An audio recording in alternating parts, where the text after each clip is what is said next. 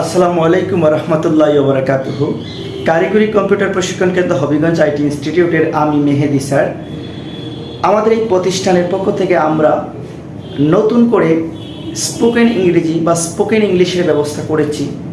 আপনারা যারা ইংরেজিতে দুর্বল আছেন আপনাদের অত্যন্ত উপকারে আসবে আমাদের এই কোর্সটি। যদি আমাদের ইউটিউব চ্যানেলের মাধ্যমে আপনারা প্রতিদিন ভিডিও দেখেন, আশা করি অফলাইনে কোথাও গিয়ে আপনার স্পোকেন ইংলিশ বা বেসিক ইংলিশ করার প্রয়োজন হবে না। এই প্রত্যাশা রেখে কিন্তু আমার ভিডিওটা আমরা দিচ্ছি আমাদের চ্যানেলে তৈরি করে। শুধু আপনারা আমাদের ইউটিউব চ্যানেলটি সাবস্ক্রাইব করবেন এবং নিয়মিত ভিডিওটি দেখে যাবেন।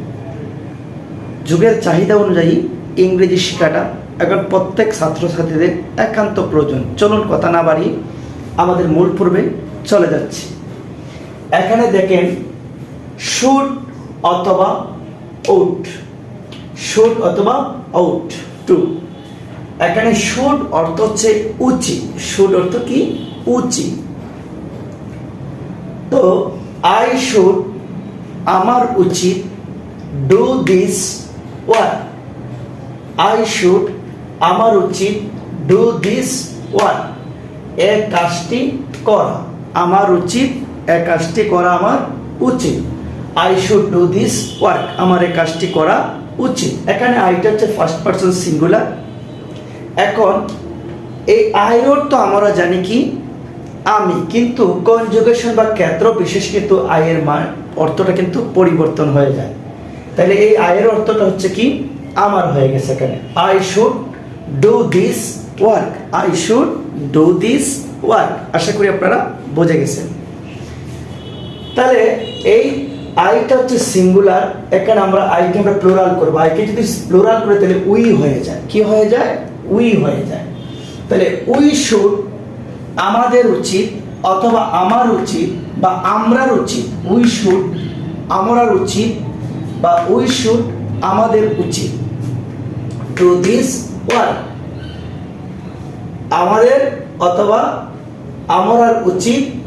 ঠিক আছে, we should do this work, আমাদের এই কাজটি করা উচিত বা আমরার এই কাজটি করা উচিত। এখন এই সেন্টেন্সটি সিঙ্গুলার আর প্লুরাল আমরা বুঝলাম, কিন্তু এই সিম্পল সেন্টেন্সটিকে আমরা অ্যাফার্মেটিভ সেন্টেন্সটিকে আমরা কি করব? নেগেটিভ করব। এখানে শুডটা হচ্ছে কিন্তু একটা অক্সিলারি ভার্ব, একটা অক্সিলারি ভার্ব। কোন ধরনের অক্সিলারি ভার্ব এটা অন্য একটা ক্লাসে আমরা বিস্তারিত বলবো। এখানে I should not do this work, I should not do this work. এখানে দেখেন এই শুডের পরে যদি আমরা একটা নট দিয়ে দিই তাহলে ফুল সেন্টেন্সটির অর্থ একটা নেগেটিভ অর্থ প্রকাশ করে। I should not do this work, আমার এই কাজটি করা উচিত নয়, আমার এই কাজটি করা উচিত নয়। তাহলে we should not do this work, এটাকে আমরা প্লুরাল করে ফেলছি। We should not do this work, আমরা এই কাজটি করা উচিত নয়। আমরা অনেক সময় বলি যে আমরা এই কাজটি করা উচিত নয়। এখন ওই সেন্টেন্সটিকে আমরা ইন্টারোগেটিভ করব। কি করব? ইন্টারোগেটিভ। এখন যে কোনো একটি সেন্টেন্সে যদি অক্সিলারি পাওয়া যায় তাহলে এটা সেন্টেন্সের শুরুতে দিলেই কিন্তু ইন্টারোগেটিভ হয়ে যায়। তাহলে এই সেন্টেন্সের এই জায়গাতে অক্সিলারি শুড আমরা সেন্টেন্সের শুরুতে দিয়ে দেব। তো should I do this work, আমার এই কাজটি করা কি উচিত, আমার এই কাজটি করা কি উচিত।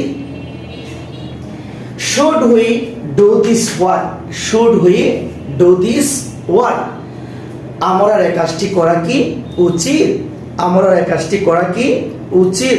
Should we do this work, আমরা এই কাজটি করা কি উচিত। এখন আরেকটি লাইন দেখুন, should I not do this work, আমার এই কাজটি করা কি উচিত নয়, আমার এই কাজটি করা কি উচিত নয়। ইন্টারো নেগেটিভ, ইন্টারো নেগেটিভ। দেখেন শুড সেন্টেন্সের শুরুতে ইন্টারোগেটিভ, তাহলে আই হচ্ছে সাব মানে আই আমি বা আমার কথা বোঝানো হচ্ছে। তারপরে এটার পরে কি নট, নট দিয়ে negative do this work. should I not do this work? Should I not do this work? আমার এই কাজটি করা কি উচিত? আমার এই কাজটি করা কি উচিত নয় হবে। Should I not do this work? আমার এই কাজটি করা কি উচিত নয়। আমার এই কাজটি করা কি উচিত নয়। ইন্টারোগেটিভ। তাহলে should we not do this work? Should we not do this work? Should we not do this work? আমার এই কাজটি করা কি উচিত নয়। আমার এই কাজটি করা কি উচিত নয়। তো আশা করি আপনারা বুঝে গেছেন। তাহলে একটা শর্ট ফর্ম বা স্পোকেন ফর্ম দেখেন, shouldn't I do this work? Shouldn't we do this work? তাহলে shouldn't I do this work এর অর্থ হচ্ছে আমার কি এই কাজটি করা উচিত নয়। আমার কি এই কাজটি করা উচিত নয়। shouldn't we do this work? আমার আর কি এই কাজটি করা উচিত নয়। আমার আর কি এই কাজটি করা উচিত নয়। তো আশা করি আপনারা বুঝে গেছেন খুব সুন্দরভাবে। তো আপনারা এখান থেকে একটা স্ক্রিনশট দিয়ে আপনারা রাখতে পারবেন। স্ক্রিনশট দিয়ে আপনারা যে কোনো সময় কাগজে কলমে লিখে একটু প্র্যাকটিস করার চেষ্টা করবেন। তো আশা করি আপনারা আমার এই ভিডিওর মাধ্যমে এই ক্লাসটি পরিপূর্ণভাবে বুঝে যাবেন। খুব ধীরে স্থিরে আপনারা বোঝার চেষ্টা করবেন, এই প্রত্যাশা রেখে আমার ভিডিওটি এখানে শেষ করেছি। আসসালামু আলাইকুম ওয়া রাহমাতুল্লাহি ওয়া বারাকাতুহু।